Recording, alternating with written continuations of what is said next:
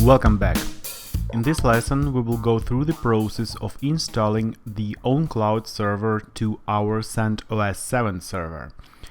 I want to remind you that we are using the pre-configured CentOS server with clean LAMP setup. It means that we have our LAMP stack configured and running. First thing we want to do is to add the ownCloud repository to our system. We will do this in two steps. First of all, we need to trust the repository. To do this, we need to run the command you see on the screen. The second step is to add the repository. To do this, we run this command. Then we clean the expired cache. And then we run the install ownCloud command. We have to wait a little bit.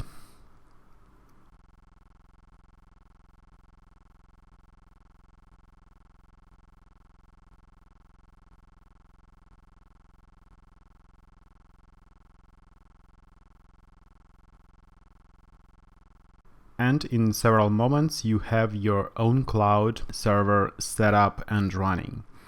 What we want to do to test our setup is to go to your server's domain name or the IP address and type in your IP address /ownCloud, and you will have this login page.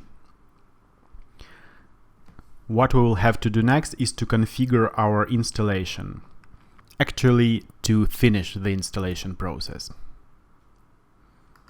So if you happen to have your login page in another language, as you can see mine is in Russian, we will have to go and change the configuration file. The easiest way to do this is to use the midnet commander.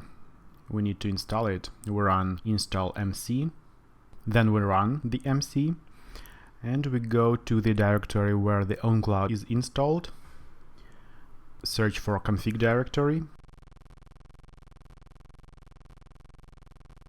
and here we want to edit the config.php. Here you want to add the default language English, EN.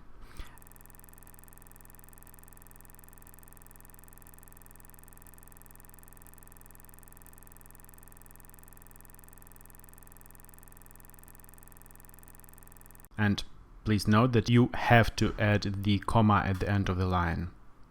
Okay, we save this file, and when we go back and refresh the page, we have our page in English. It's just in case that you will have your initial setup page in other language for some reason. Okay, so here we need to choose the login name, the password.